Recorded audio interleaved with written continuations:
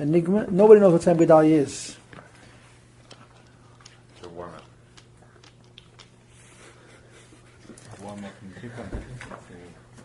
Practice. Okay. Now, what I have in front of you here is like this. The first 6 pages are Tanakh, are from the Sefer Yirmiyah, which has the story of Gedailiah in all of its detail, and it's such a sad story to read. And the saddest part of the story, that it's what they say in the real world, it's Jew on Jew. The story of Tzom Gedailiah is a story of Yidden. And that's what the tragedy of the story is. As the Rebbe actually says in one of the siches that I have here in the back of the book. So you have 5 pages of Tanakh. If you read it all, I will call you a scholar and a patient person. If you don't read it and you tell me, I'll call you an honest person. If you don't read it and you don't tell me, I'll call you a regular person. It's a long, long story, really. And it's a story about Yirmiyah, but it's a ganz arich sasipur. I'm obviously not going to read every pasuk here, we'll be here all night. After the Tanakh, I have a Gemara with exactly 2 lines of reference to Tzom Gedailiah. I think that pretty much that's the whole Shas. I mean, how many times is Tzom Gedailiah mentioned in the Shas? And then I have our good friend, the Ben Yehoyada. If these classes continue, you will get to know the Ben Ish Chai on a first name basis. He's a Gavaldik Kapirish. He has 4 reasons for Tzom Gedailiah. Then you have, this is a Lavush. Lavush is a Shulchan Aruch, which is really, it's a good Shulchan Aruch to know about. If you ever need a drasha and you don't know what to talk about, and it's a topic that's anywhere related to Shulchan Aruch, open up a Lavush. The Lavush will always help you. The Rebbe loves the Lavush. I just printed it here because he adds 1 detail to Tzom Gedailiah. Then I have 2 sichos. One is from Tafshin Mem Beis. The first one is Tafshin Mem Beis. The second one is Tafshin Mem Daled, where the Rebbe has 2 different insights into Tzom Gedailiah.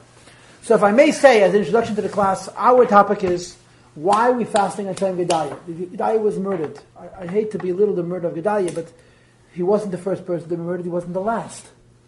Yeshaya Hanavi was murdered by his own grandson. Does anybody know that? Menashe killed Yeshaya. Yeshaya was his mother's father. Zechariah Hanavi was a Navi and a Kohen Gadol. They murdered him in the Beis HaMikdash on Yom Kippur. He was standing on the Mizbeach, Matam Gahariyat. Yeah? There's no Zechet in the Misa Zechariah. Who did it? Jews. Oh, no. We know. I got to tell you a story. Forgive me, but I have to tell you this story. That's on a fire side, nicht auf mein side. I am limited to 1 hour. But this story you have to hear. It's a mourning dikamaisa. In the time of the Alter Rebbe, there was a dibuk. A dibuk. A man was possessed.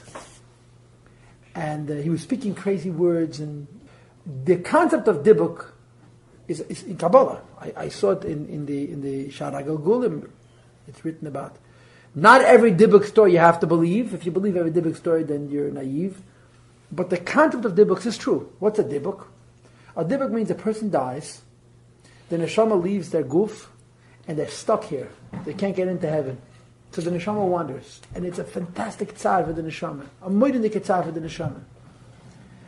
And what this neshama tries to do is to possess another being to redeem itself. And a dibuk means when it possesses a human being, it goes into a person, and the book attach themselves to, I think, as a rule, to weak people, to people who are vulnerable, to susceptible people, you know.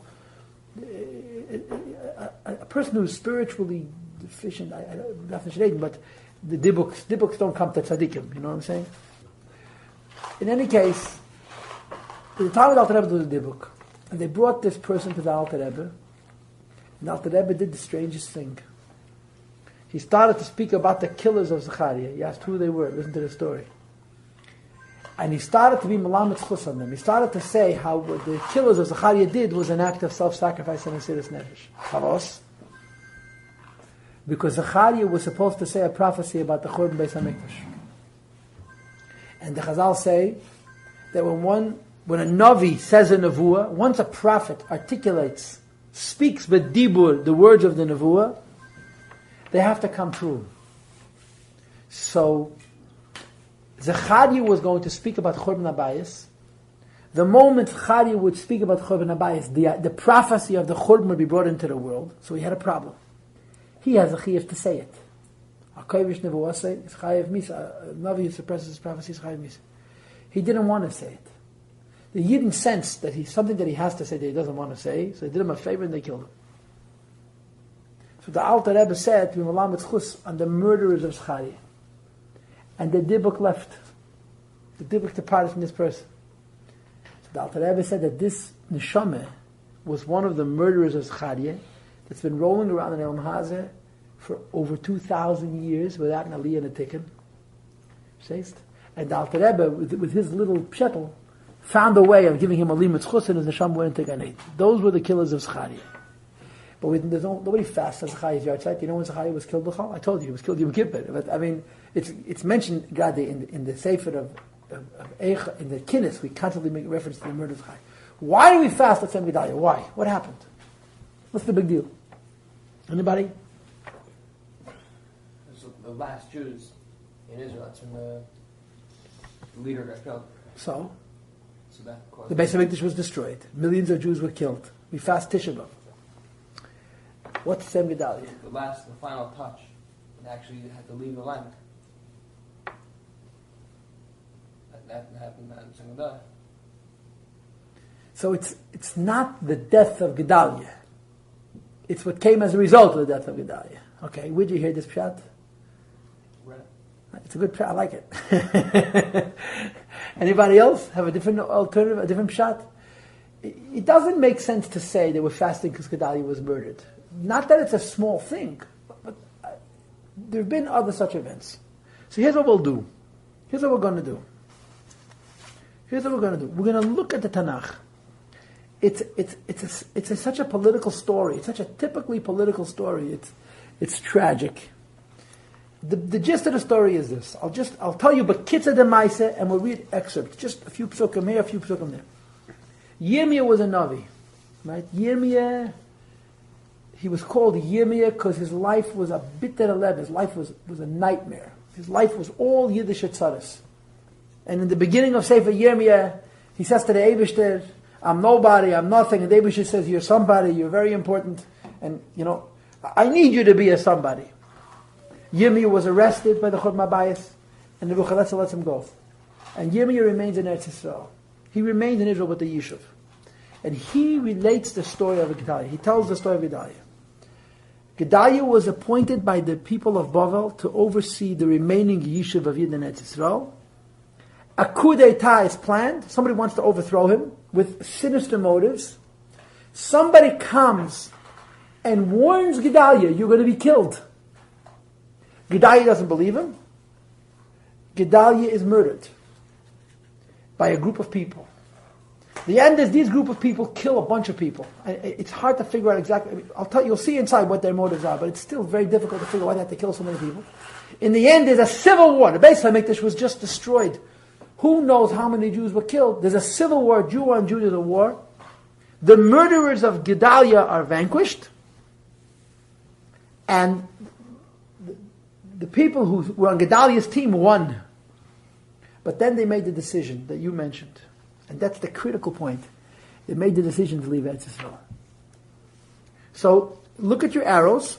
First page, Pasuk Zayin. And like I said, I'm just going to jump around. If I read all of this, I would put you to sleep. Yishmu kol sarei achayolim. All of the officers of the legions of soldiers heard. Asher basar, they were out in the fields. Heima, v'anashayim, they and their men, ki hifkid melech Bavel, that the king of Bavel had appointed as Gedailiah ben Achikam ba'aretz, Gedailiah the son of Achikam in the land. Understand what's going on. Yeah? There's a war. Yeah? Wars are unbelievable. I mean, war is such a sick thing, it's fantastic. But it's the, human history is punctuated by war. How do you know when one era begins, one era ends? War. In war, there's winners and losers, right? The winner takes all. And the loser is lucky if he remains alive. There was an unbelievable attack on Eretz Yisrael. Eretz Yisrael was overrun, the Beis Hamikdash was destroyed, the king was captured, they poked out his eyes, they took him to Egypt, they cut off his thumbs, they rendered him nothing. They humiliated the Yidden fantastically, yes? Destroyed everything, yeah? And there are Jews all over the place. Jews who were getting ready to fight, Jews who were in the middle of battles, and the war's over, the Jews surrendered. So what do the soldiers out in the field think? that the minute they come out of their hiding places, the minute they show themselves, they're going to be wiped out. So they hide. And there are Yidden, little pockets of Jews hiding all over Eretz Yisrael. And Nebuchadnezzar announces that he's letting the Jews stay. He's appointing a leader. Follow his instructions. He'll follow my instructions. I won't kill you. If you look at it politically, it was a very benevolent move. It was a move of terrific kindness. If you look at it politically, it was a very smart thing to do. He's going to kill every Jew. This way he has control over the Jews, right? You appoint what they call a puppet government, a vassal. Gedailiah would be beholden to Bavel, and the Jews would stay loyal to Bavel, and he wouldn't have to deal with the possibility of the Jewish people aligning themselves with the enemies of Bavel. Who are the enemies of Bavel? You'll see soon. Mitzrayim, the number one enemy of Bavel was Egypt. Egypt was a powerful nation at that time. And also Aram, I think he mentions. So Nebuchadnezzar makes a wise political decision. He says, I'm going back to Babylonia, I'm going back to Iraq. I'm letting you stay. I'm not going to wipe you all out. I've appointed a leader. I'm expecting him to keep you loyal to me. Now, what's the key component of the story? Trust. The Yidden have to trust that tomorrow, next week, Nebuchadnezzar is not coming back to kill them all. Because it could be a setup. Nebuchadnezzar, right? If you know the history of the Holocaust, you understand this. You appoint a Jew, he gets all the Jewish people together, like little sheep, you gather them all together into one very neat place, and then you come back and do what you have to do. So you have to trust that the king of Bavel really means to leave the Jewish people alone. And that's the key that's the political key to this story. And he has given him to oversee men, women, and children, midalas ha'aretz, from the poorest of the people, the simple, the downtrodden, the losers, if you will, ma'asher lehaglu Bavel, which didn't go into Bavel. If you're familiar with Tanakh, you know that Nebuchadnezzar was a Rasha Merusha. The Tanakh calls him a Kelev, a dog. He was a low life of a man, but he was very superstitious. And he had terrific respect for Jews. Nebuchadnezzar hated Yidden and he respected them. He hated God and he respected him. It says in many Sfarim, it says in Chazal, that Nebuchadnezzar was not an Apokadis. Titus, who destroyed the second Beis Hamikdash, was a heretic, was a kaifa be'ikid. He laughed at everything. One of Nebuchadnezzar's things was he wanted Jews in his government. He captured Jews, the wisest, the prettiest. He brought them to Bavel, and he included them in his government. He took advice from Yidden, Daniel, Hananiah, Mishael, Azariah. Nebuchadnezzar brought them to Bavel and said, you know what, I hate you, you hate me. I'm going to leave you alive. I need good. He was, as bad as he was, he understood the milas of a Yiddish cup, and he also was very impressed with the Yiddish beauty, Yoifi. He left in Eretz Yisrael the Jews that he had no use for. Okay? El Gedailiah mitzpah. So they came to Gedailiah to a mitzpah. Mitzpah is the name of a place, but mitzpah also means a fortification, a hideout, a safe place. And then it says, V'yishmol ben Asanya, Yechanan, V'yenusen ben Ikerach, Osriya ben Tanchoimes, Ubnei Efu, and Tefasi, whatever, these are a bunch of names. Zaino ben Amachase Heima ben Shem. A whole bunch of generals who had survived the destruction of the Beis Hamikdash. They were still alive, they came with their people, they joined Gedailiah. And Gedailiah gave them a promise. What was the promise? Don't be afraid of Bavel. That was the key. They destroyed you. They've done enough killing for a while. They're not going to hurt you. Trust them. Shavu ba'aretz, live in the land. V'ivdu es melech Bavel. Serve the king of Bavel. Yitamchem, he's going to be good to you. V'ani hinin yeshev b'mitzvah. I stand here in mitzvah. Lamed lifnei HaKazdim. I stand as our representative to Kasdim is Bavel, to the Babylonians. Asher avei oleinu, when they visit us. Va'atem, and you, isu yayin, gather wine. Kayetz means dates. Sheva means oil. It means wine, honey, and oil. V'simu b'chleichem, put it into your kelim. V'shvu ba'reichem, ashetfastem, and sit in the cities that you've captured. In other words, don't hide. Don't be afraid. Tomorrow someone's going to come to kill you. The war is over. We lost. They're leaving us. And the next pasuk says, "V'gam kol haYehudim asher b'meir v'bnei Amen ve'edem asher b'chol ha'aretz shamu." All around the Jews who had run away heard.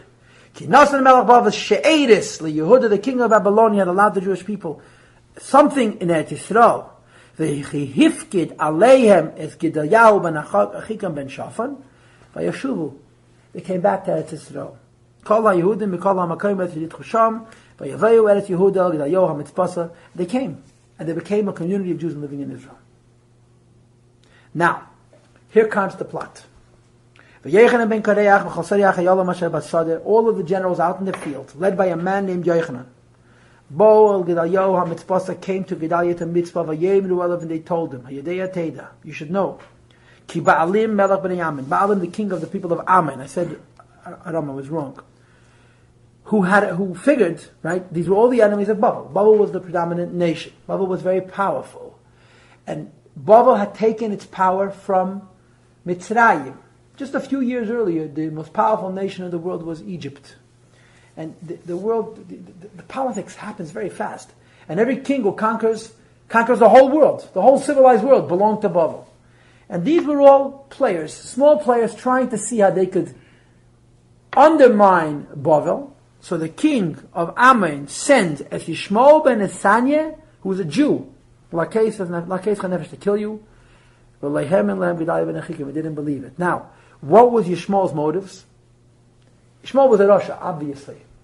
But I suppose his motives were, he didn't trust Babel. And he figured it was in the interest of the Jews to align themselves with Ammon, so they'll have a king, a protectorate, someone to protect them, because they don't stand a chance against Babel. Yishmael realized that Gedailiah is not going to agree. Why is Gedailiah not going to agree? Gedailiah trusts Babel. So he's going to make a coup d'etat, he's going to kill him, he's going to overthrow him, and he's going to make the Jews surrender, become bottle to the king of Ammon, in the belief that they'll be safe under Ammon. And it turns out, neither of these people are correct.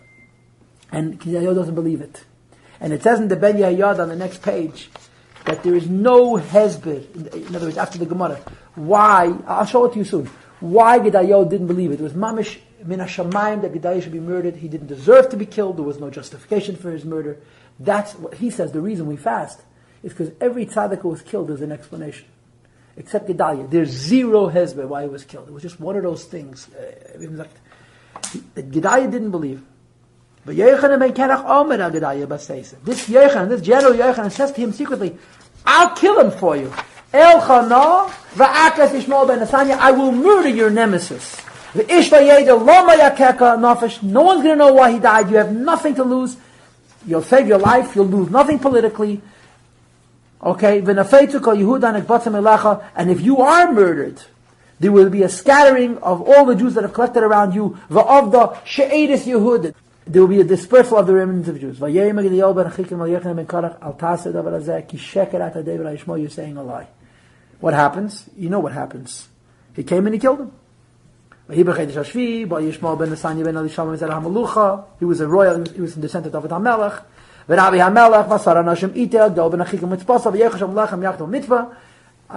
Right? There's no reason. He was a tzaddik. He was a tzaddik. He was a big tzaddik. But he was in alliance with Babel. Which was the right thing. I have here in this package, I think 5 or 6 different reasons why Gedailiah was murdered. If this was a technical class, I would say to you, 6 reasons why Gedailiah was killed. They're separate reasons. They're not all on him. None of them. I'm sorry, they're not necessarily connected to him personally, right? Your question was... He was murdered for a reason. Yeah, but it wasn't justified. Right, a tzaddik. The Eibishter allows a tzaddik to be murdered. Yirmi is right there, yeah? Hashem doesn't come to Yirmi and say, go tell Gedailiah his life is in danger. Gedailiah is a Navi. Hashem doesn't tell Navi you're going to get killed. He lets him be murdered. And B'derech HaTeva, it could have been avoided. You know, that's how it works out. Pasuk Beis, Vayakum Yishmael ben Nesaniah, the Yishmael ben Nesaniah gets up, Vaseres HaNoshim Moshe Vayuitei, Vayaku as Gedailiah ben Achikam and they murdered him. Vayamas Eisei, they killed him, Asher Hifkid Melech Babel Ba'oretz. Yes. Now, what happens is a huge political fallout. Yishmael has to kill all the people who are a threat to him. So he just starts killing people. Any person who he feels is too loyal to Gedailiah, he kills. What's his motivation? He doesn't know. He wants to gain control of the citizens and schlep them to Ammon. He thinks the Jews are safer under the king of Ammon as opposed to the king of Babel. Go to the next arrow. Right across the page. Pasuk Yud Aleph of Kapitel Mem Aleph. You with me? Vayishma Yechanan ben Kerach. Yechanan, the other general who had originally hoped to save Gedailiah's life, hears.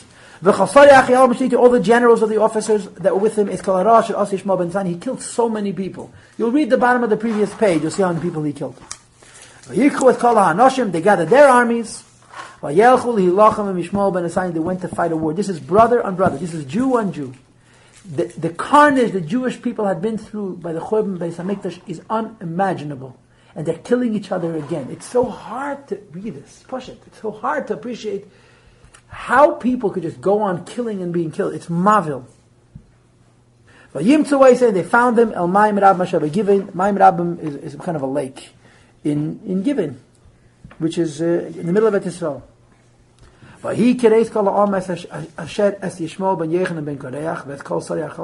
They saw what kind of army he had. They realized this is Yishmael didn't have a large army. He had a deceptive technique. He tricked. He was easily defeated. So they were happy about it. They surrounded all the people. And they returned to Yechanan to inform him that they surrounded the enemy. Yishmael ben Asani himself, Nimlat, escapes. B'shmeina anashim mipnei Yechanan, with 8 other men, vayelech ad bnei Amin, he goes to Amin. And the rest of the people, vayikach Yechanan ben Karach, v'chasarech al Ite, and they surround, they defeat the army of Yishmael, and the Jewish community is saved. Okay? Jews kill Jews, and then the Jews kill Jews being black. What should happen now? What should happen now is that Yochanan should make the decision to replace Gedailiah, stay on in Eretz Yisrael, and build a yishuv. But Yochanan decides against it. So we read Perek Mem Beis, near the bottom of the page. So the generals approach Yirmiyah, the Navi, who is the narrator of this story. He's telling this story. They said to the prophet Yirmiyah, Daven, daven to the Eibishter, ba'ad kol hash'edes hazeh, for what's left of us. We're a tiny speck, where there's almost none of us left. As you see us. And tell us, Hashem, that Eibishter your God, the path that we should walk on, and what we should do. So Yirmiyah tells them, Shamaiti, I hear. I will daven to Hashem. Now I want you to notice something very interesting. What do they say to Yirmiyah? What does Yirmiyah say to them? They say to Yirmiyah, Hashem Elokecha, dein Gott. And Yirmiyah says to them, Hashem Elokechem, I Gott. This is not an accident. The Yidden are sort of feeling far from the Eibishter. So they say, Hashem Elokecha. It's like, Yirmiyah, I'm going to daven to your God, not to my God. Kidevrechem, as you said. Eschem, whatever Hashem tells me about you, Agid lachem, I will repeat to you, le'emna mekem davar, I will keep no secrets. Pasuk Zayin. Okay, I'm skipping 2 psukim. V'yimiketz said, Yamim, 10 days passed. V'hidvar Hashem al Yirmiyah, Hashem comes to Yirmiyah and he tells him what to do. So Yirmiyah calls Yechanan, Vikes Yechanan, Ben Karech, V'kol Sari Achayel, and so on. Pasuk Tes, V'yemer aleim, he says to them, Keyam al Hashem al Kei Yisrael, take a look at Meibishn. Asher shalachtem Eisi Allah, you sent me to him, lahapil tchinaschem lefanov, to bring your prayer to him. And he tells them very plain, stay in Eretz Yisrael. If you'll stay in Eretz Yisrael, I will reconstruct you. I will not destroy you. I will plant you. I won't forget you. I regret the evil that I've done to you. Don't be afraid of the king of Bavel. That I know you're afraid of. Hashem says, don't be afraid of him. I'm with you. To save you. And to redeem you from his hands. Okay, I'll give you mercies. I'll show you mercy. I'll allow you to return to your land. But if you're going to say, we're not going to stay here, not to listen to the voice of Hashem. Now here comes the whole catch. To say, no, we're going to go to Egypt. There's no war in Egypt. There's no trumpets in Egypt. Lo nishma v'kal shofar lo nishma, we won't hear any trumpets. V'alechem lo nirav, we won't be hungry for bread. V'shalom nation, and I'm going to live there. So then Yirmiyah goes into a Jeremiahic pontification. There's a stronger word for that. He tells them, don't you dare go to Mitzrayim. If you go to Mitzrayim, there won't be one left.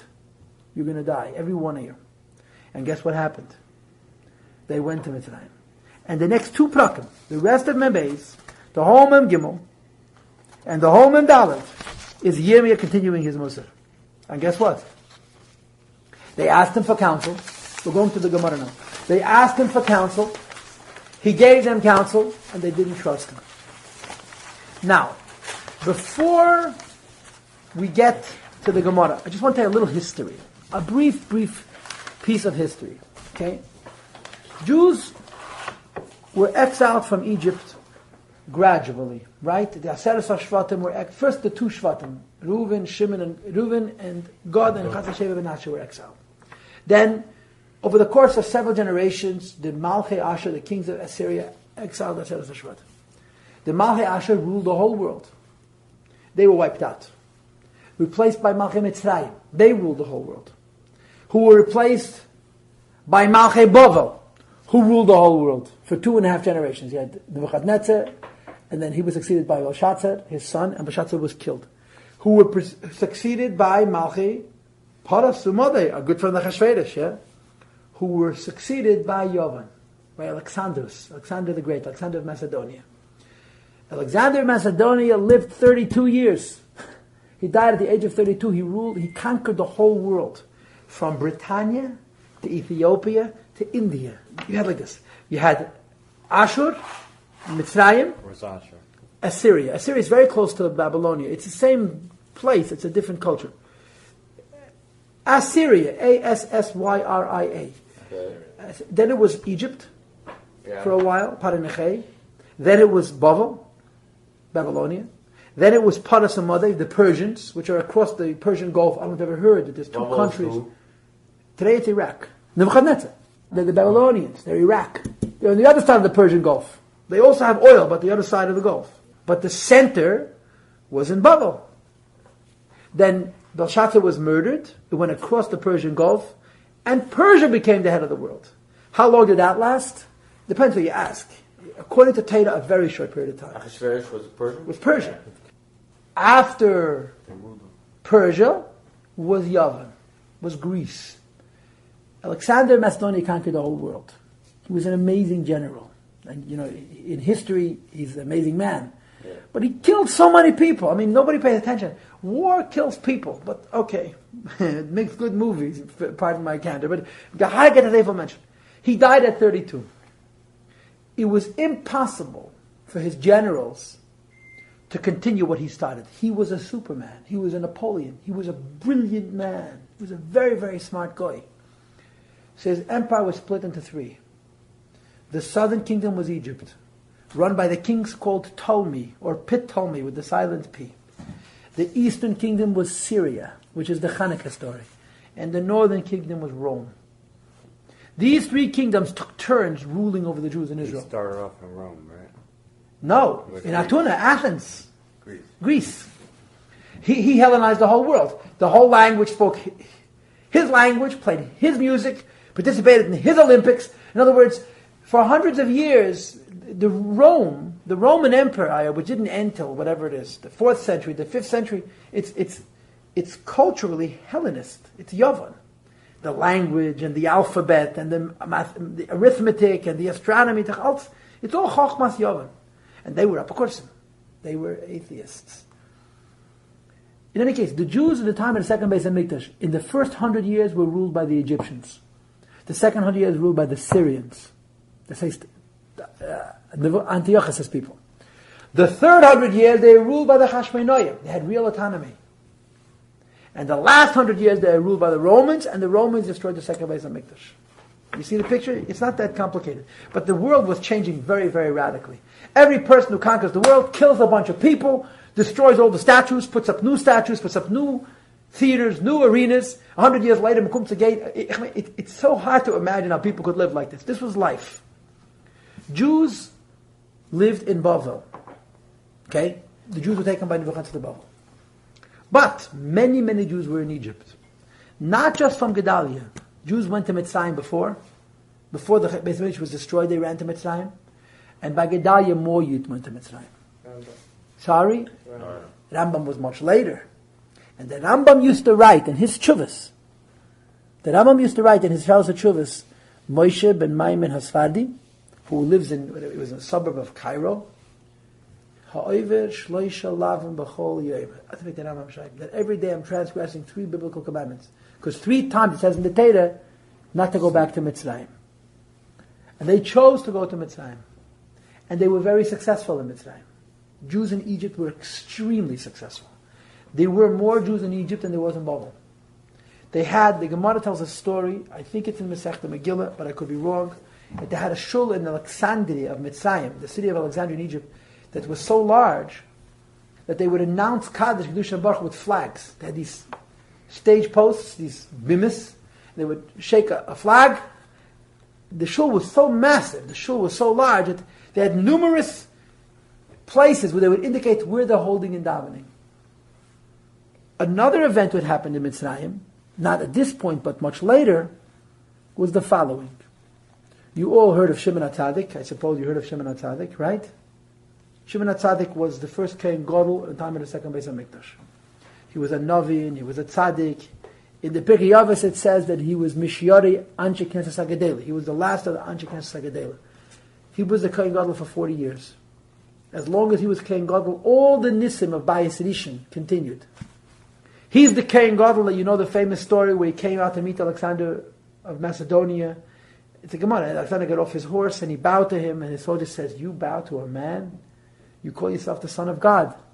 So he said, "When I go into battle, I see his likeness." Shimon HaTzadik passed away and left 2 sons. Big mistake. One too many. What happened? He went politics. One was appointed Kohen Gadol. I think his name was Chofni, but I could be wrong. His brother took it personal. His name was Chayni. So he went to Mitzrayim. There were more Jews in Egypt than there were in Eretz Yisrael. And he built a Beis HaMikdash in Chutz La'aretz. That's called Beis Chayni. You may have come across it. In Mishnayos it's mentioned. Beis Chayni. And they brought karbanos. And this was a big Aveda. And the halacha was that any kohen who served in Beis Chayni was not permitted to do tshuva v'mizakt and do avoid in the Beis HaMikdash, but his children were allowed. One other thing that happened in Mitzrayim was the Targum Shivim. Right, the first translation of Torah into Yavanis, into Greek, took place in Egypt. And the Gemara says that it was a terrible thing, the world was dark for 3 days and so forth. What was the end? The end was that there was mamish a Holocaust. What Yirmiyah said happened. Every Jew in Egypt was wiped out. They lived for hundreds of years peacefully. They had yeshivas, they had communities, and so they go nish geblim. But unfortunately, what Yirmiyah says in the Nevuah that we just read came to pass. Okay, so that's the story of Jews in Egypt. Now, let's get to the Gemara. The question that we have, why is the murder of Gedailiah a sufficient justification for a fast that we keep 2,500 years after the fact? More than 2,500 years after the fact. So now we're reading a Gemara. I'm going to read the whole Gemara with you. This is a classic Gemara. Tanya, it says in the Braisa. You see where I made my arrows? Where I made the arrows a little bit closer to the top of the page. It says in the Braisa, Omer Rab Shimon says, Arba Dvarim, this is Rab Shimon Bar Yochai, by the way. Arba Dvarim Hoy Rabbi Akiva Deidish. There are 4 things Rabbi Akiva would teach. V'ani ein Deidish Kamese. And I don't agree with him. Tzei Maravi is a test b'Tammuz. The fast of the 4th month is Shiva Asar b'Tammuz. Here it says test b'Tammuz. Shabai Hufka Ha'ir. On that day, the walls of the city of Yerushalayim were penetrated in the first Beis HaMikdash. Shenamar, as it's written, B'Chodesh HaLevi in the 4th month. B'Tisha B'Chodesh, the 9th of that month. V'Yachazak HaRabbi, everybody was starving. V'L'Hoyel HaMha'aretz V'Tibaka Ha'ir, and the walls of the city were penetrated. We fast Shiva Asar b'Tammuz, because in the second Beis HaMikdash, the walls were penetrated the 17th of Tammuz. In the first Beis HaMikdash, they were penetrated the 9th of Tammuz. V'Hamai Kodalei Revi, why is it called the 4th month? Revi L'Chadoshim. The 4th fast, because it's the fast of the 4th month. Tzei Machamishi, the fast of the 5th. that Tisha B'Av, Shabbat Nisra Beis Elokeinu, which the Beis Hamikdash was destroyed. V'amai Kadolei Chamishi, why is it called the fifth? Chamishi L'Chadasha, because it's the fifth month. Same Hashvi, the fast of the seventh month, the Gimel B'Tishrei, it's the third of Tishrei. Shaboy Ner Gedailiah ben Achikam. It's the day that Gedailiah ben Achikam was killed. Umi Hargi, who killed him? Yishmael ben Asanya Haragi. He was killed by a Jew named Yishmael ben Asanya, who was from Zerah David. Lalamdach, to teach you. Sheshkula Misatin Shal Tzadikim, that the death of Tzadikim is equal, Kisleif is Beis Elokeinu, like the burning of the house of God. V'amai Kadolei Shvi, why is it called the fast of the seventh? Because it's Shvi L'Chadoshim, it's the seventh month. And just to finish the Baraisa, Tzeim HaAsiri is Asara B'Tevis, the fast of the 10th month of Asara B'Tevis, Shabbai Samach Melech B'Aval Yerushalayim, which is when Yerushalayim was laid under siege by Nebuchadnezzar. Shene'emar, V'hi Dvar Hashem Elai, B'Shana Atchiyes, B'Chedesh Asiri, B'Asal HaChedesh. Okay, fine. Now, so what does the Gemara say? Why do we fast on Tzom Gedailiah? What's the big deal? I mean, of course it's a big deal. What is unique about Tzom Gedailiah's murder? So the Gemara says that the death of a tzaddik is equal to the destruction of the Beis Hamikdash. So I'm going to propose to you an obvious question. Many tzaddikim have died.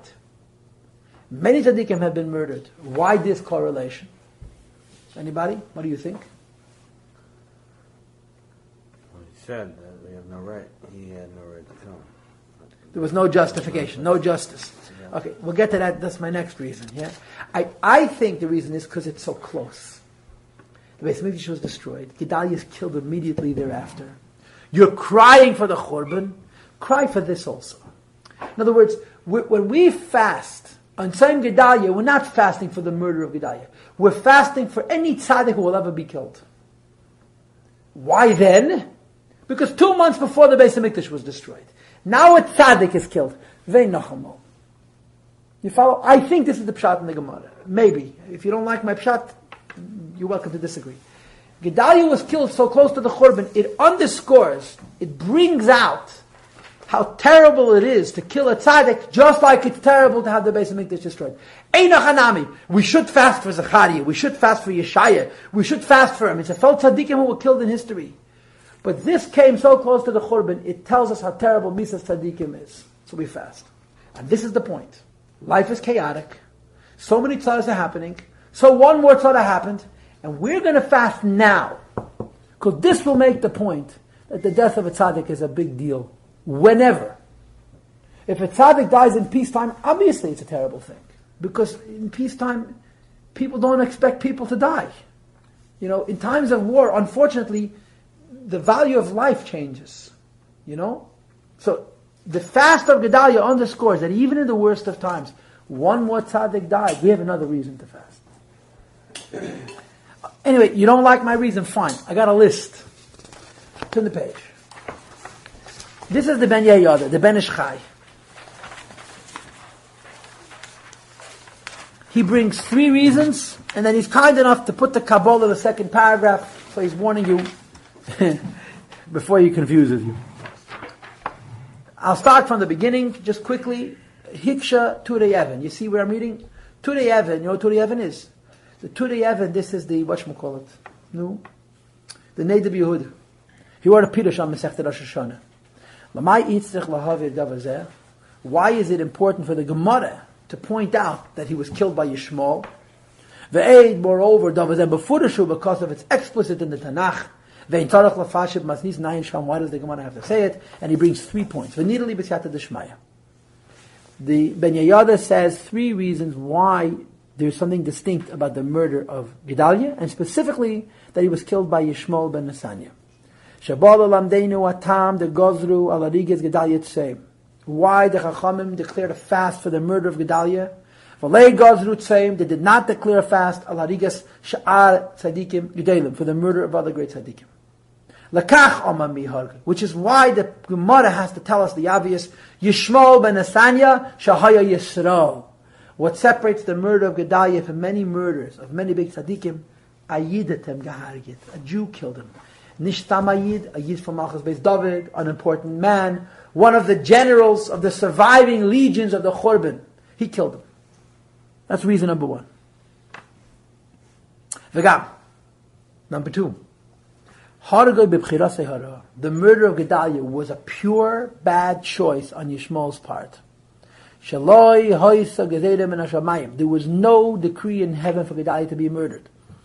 The Gemara tells us Gedailiah's departure, Gedailiah's being collected from this world was without any judgment. Other tzaddikim who are murdered, first of all, they were killed by goyim. And second of all, there was some kind of supernal, heavenly decree for their murder. Who I told you before was a Kohen Gadol, and a Navi was killed in the Beis HaMikdash on Yom Kippur. Yisrael, he was killed by Jews. There was a reason for his murder. He had to be killed for some kind of inyan of Gilgul, which I don't know what it is. So there's a two. How is he killed with no gezerah? A gezerah means the Eibishter. We started. You learn one perek Rambam or three perek Rambam, or that's a personal question. We start today Hilchas Tshuva in Rambam. Yeah, in a few days we'll learn about Bechira, and the Rambam goes into this whole business of the Eibishter manipulating a person's free will, and that when Hashem manipulates your free will, it doesn't mean you don't have it. It just means He's leaning you in a certain direction. The Eibishter wasn't helping Yishmael kill Gedailiah. Those other Yidden killed Gedailiah with Bechira Chavshis, but the Eibishter, so to speak, put them in that position. The murder of Gedailiah was absolutely without any justification. Finally, Gedailiah, Kivin Shenerek Adei Yisrael, his murder through a Jew, Chilul Hashem, but it was a terrible Chilul Hashem. Because what happened? Here was a king who hated the Jews, who killed so many of them. He gave them a chance, and what they do? They messed it up. The hater of the Jews, he was benevolent and left a few people over. The Jews came and cut it off. And then comes the fourth reason, V'yoid. Now the fourth one is pure Kabbalah. Basically he says that the whole Aseret Yimei Tshuva is a time of Gevura. And for some reason, Al Pi Kabbalah, the third day of Tishrei is a very, very bad Gevura day. And we can use all the help we could get. So to sweeten the Gevuras, we fast. In other words, it's not about Gedailiah, it's about Gimel Tishrei. This is what the fourth reason says. And he has a whole remez, Al Pi Kabbalah, why it's hinted in the word Yishmael of all things. This last reason is a Kabbalistic reason, and what it says here, like I said, is we're not fasting because Gedailiah, we're fasting because the Aseret Yimei Tshuva. Okay? So how many reasons do we have so far? If we'll accept the Gemara's reason, I mean we have to accept the Gemara's reason, it's a fast because to tell us that a tzaddik's death, even in the worst of times, is like a Churban Beis HaMikdash. In other words, the smallest loss is equal to the greatest loss. He was killed by a Jew. He was killed for no reason. It created a Chilul Hashem, and because it's Yom Neroim. So we have 5 reasons so far for the murder of Gedailiah. Not bad, right? When you started with nothing. Turn the page, and we'll do this as quickly as we can. Now you're reading a lavush. This lavush is Gavaldik Sefer. I tell you again, if any of you become a rabbi and you need speeches and you want to be original, look at the lavush. He's a creative man, and he also has nice Kabbalah. The Rebbe loves the lavush, refers to him on every occasion. I underlined the words we're going to read. Tzei Mashvi, the fast of the 7th month, that Gimel B'Tishrei. Chabei Nera Gedailiah ben Achikim, when Gedailiah ben Achikim was murdered. And of course he writes in the footnote, he wasn't murdered on Gimel Tishrei, he was murdered on Rosh Hashanah.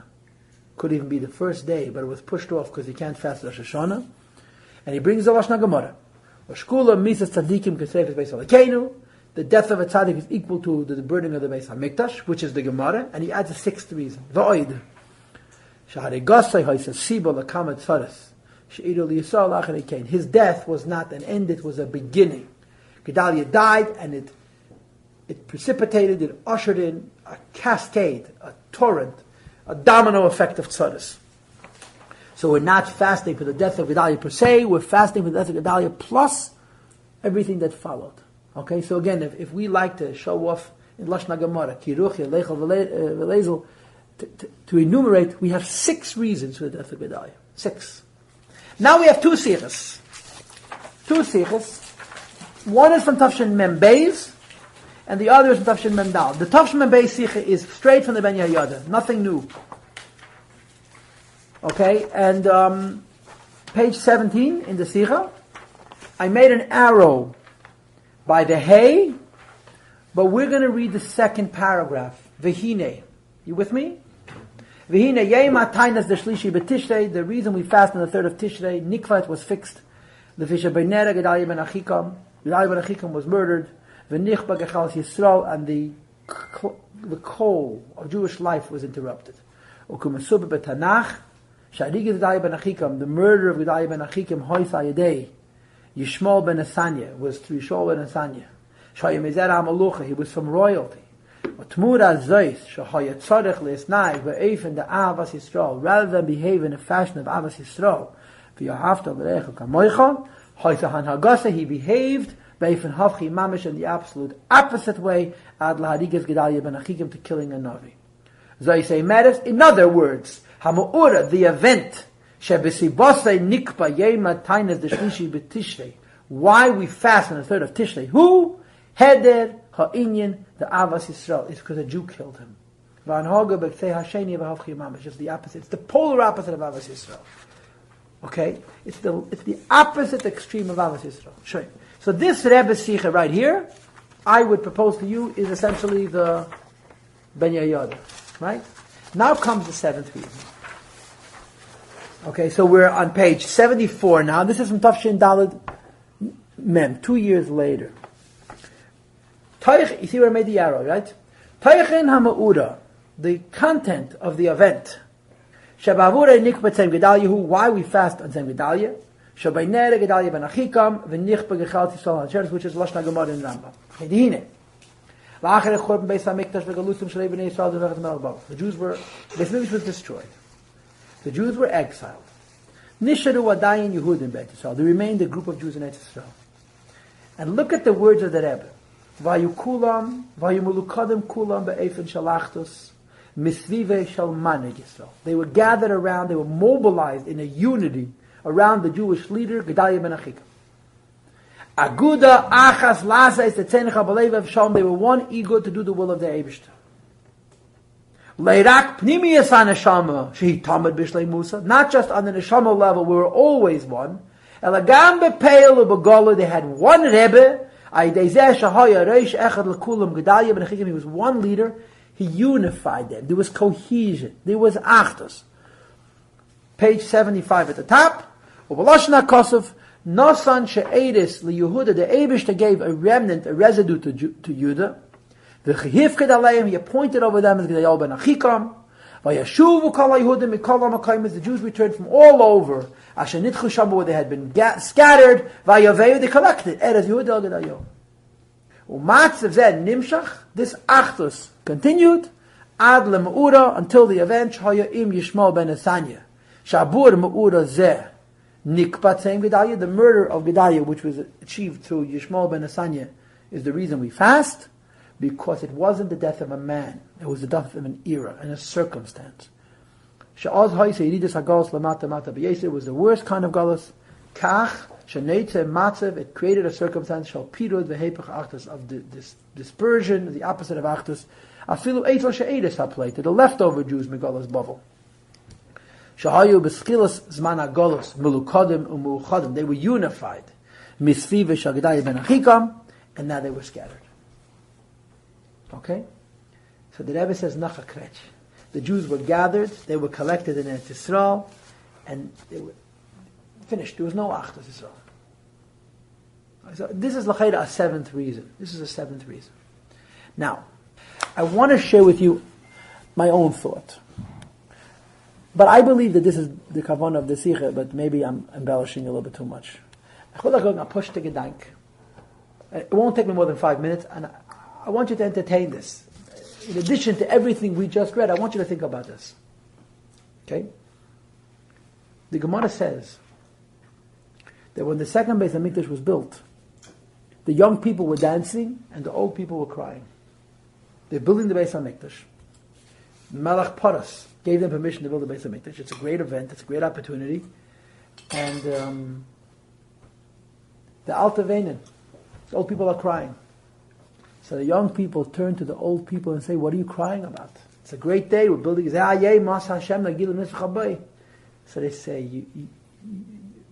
you idiots, you don't know what a Beis Hamikdash is. You've never seen the real thing. This is a bad copy. It's so deficient. It's so nishdas, as they say in yeshiva, that you're celebrating, but it's not the same deal. It's not the same thing. The second Beis Hamikdash was not at all like the first one. Technically, it wasn't like the first one. First of all, we were never really sovereign. That means we never really ruled ourselves. We were always vassals of somebody else.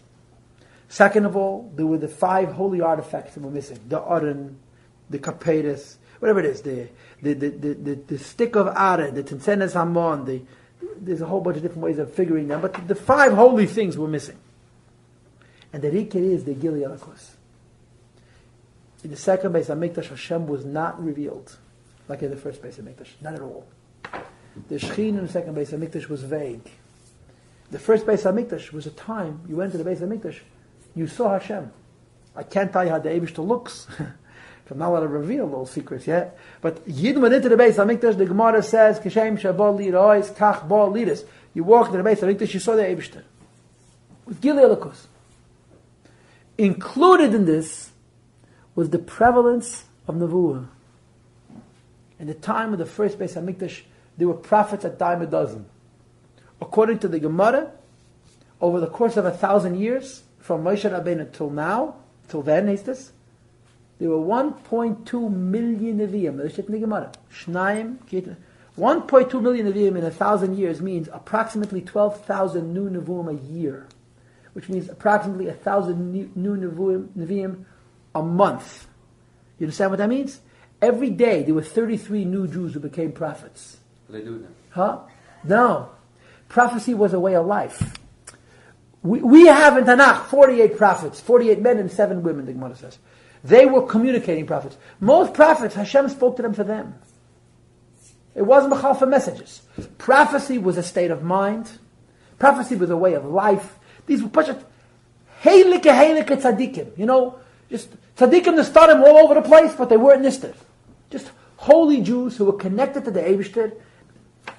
Nevuah was the way of life. Just like today we have yeshivas where you go learn, Gedailiah, Chesed Mishpat, whatever it is, Masechta Gittin. In those days there were yeshivas where they taught you how to be a prophet. There were prerequisites. To become a Novi, you had to be a Gaon and a Chacham, and you had to be a brilliant intellectual, you had to have the finest character, and you had to be a normal person. If you met those 3 characteristics, they let you into the yeshiva. But normal means extremely normal. Brilliant means extremely smart, and fine character means extremely fine. In other words, the kind of people today that we read about in books, there were many of them. And Nevuah was pervasive, it was all over the place. The Beis Hamikdash was destroyed. The Yidden left. They came back. They never got that back. They never got that back. The idea of holy people, all over the place, because the Shekhinah lived with them, was gone and it was never retrieved. There was a Beis Hamikdash. They brought karbonis. They were running every day to the Rav with shilas. But the holiness, the lichtigkeit that existed in the time of the first Beis Hamikdash was gone. And what I'm proposing is that this holiness did not depart when the Beis Hamikdash was destroyed. This holiness was departed when the last Jew left the Holy Land. As long as Yid lived in Eretz Yisrael, Bayis Rishon continued. The holiness, see, one of the things that we lose in our world, because we live in Chutz La'aretz, ask the Zionists, they'll have a book for you of sources. It's a holy place. Hush it. It's easier to be close to God than Eretz Yisrael. Period.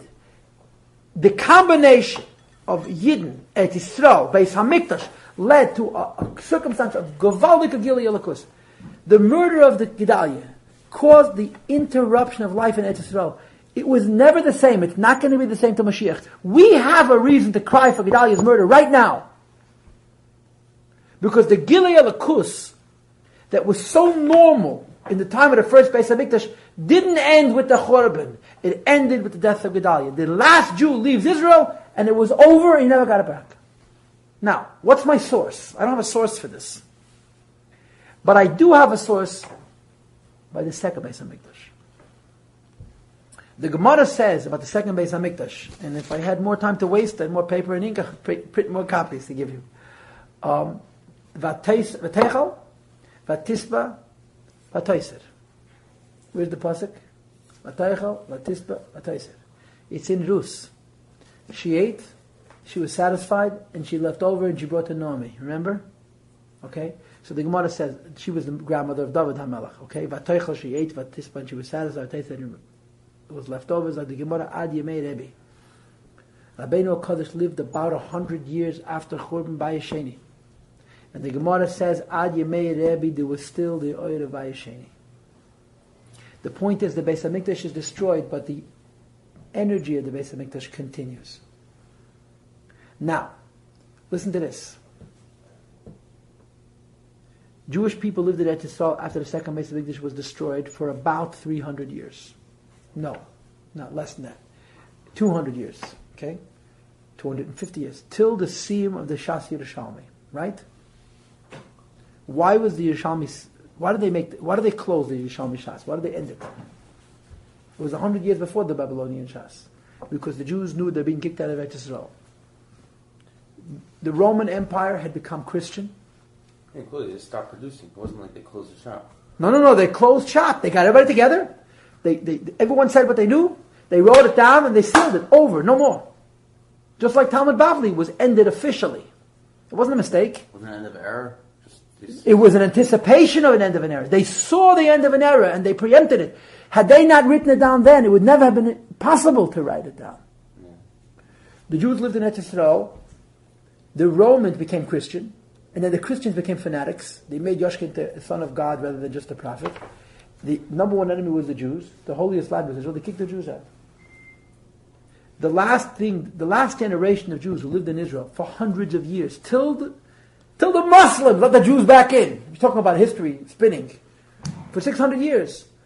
That generation was Messiah to Sasi Yerushalmi and made our calendar. Because the calendar has to come from Eretz Yisrael. Ki mitzion teitzei seder dvar Hashem Yerushalayim. Jews are leaving Israel. They're departing. It's finished. That's it. Yeah. One of the byproducts of this departure was the bittul of smicha. The smicha that they had then is gone. We don't have that same smicha. The smicha that we have is the only question is if Cracker Jacks is kosher. So if you could say you got it from the Cracker Jacks, otherwise you got it from the Rice Krispies. But it's nidazal the smicha. As kiyadua mufusim the definition of right? The smicha that exists. It stopped. Why did it stop? Because this original smicha has to be in Israel. Now, there were musmachim, like Rabbi Ami and Rabbi Asi, who came from Israel, who brought the smicha to Chutz La'aretz. They could have continued it, but they saw no point. If we're not going to live in Eretz Yisrael anyway, they do not masmech their Talmidim. The smicha was over, finished. We're not going to have the smicha till Mashiach comes. In other words, you have a reason to mourn this event, because we lost something fundamental about Teresh Baal Peh at that point. So just like what I'm trying to say is, when the first Beis HaMikdash was destroyed, Yidden continued living in Eretz Yisrael. The oil of the first Beis HaMikdash continued till the murder of Gedailiah. The second Beis HaMikdash was destroyed. The oil of the second Beis HaMikdash continues until the Bittul HaSmicha. Verstehst? Why do we fast on Ishmael? But the Beis HaMikdash was destroyed. But the earth is still there. Kaidem call this man upset. You don't have to agree with my interpretation. Vashenis, the light is there, but the vessel is missing. The vessel, the Beis Hamikdash, after all, was the place where the Eibush the Shechina manifested, right? About 400 years they tried to reinstitute the smicha. You know the story or not? In the time of the Beis Yosef, all the Goinim got together in Tzfas, and they had what they considered the majority of Goinim in the world in one place, and they reconvened the Sanhedrin, a little different than Sanhedrin of today, because they only have 70 members, they had 300 members, and they gave smicha to 3 people. To Beis Yosef, to the Alshich, and to the Chaim Vital. One God, one solitary man in Yerushalayim, his name was Mari ben Chaviv, said that it says in the Pasuk, Advar Hashem Yerushalayim. It's not enough at Yisrael, it has to be Yerushalayim. I'm the Gaon of Yerushalayim, and he was mevatel the whole effort. If they had succeeded in renewing the smicha, they would have gone back to Kiddush HaChedesh al Pi Re'iyah. They could have made Batei Din, where you could paskin Dini Knosses and Dini Nefashos. There's so many things we don't practice in Yiddishkeit, because you don't have Musmach. They tried, and it wasn't the time. And I think that this is a useful way of understanding. We're not fasting about it. Same Gedailiah was killed. Gedailiah was killed, and something historic occurred. Something we're living with. Ad etzem hayom hazeh.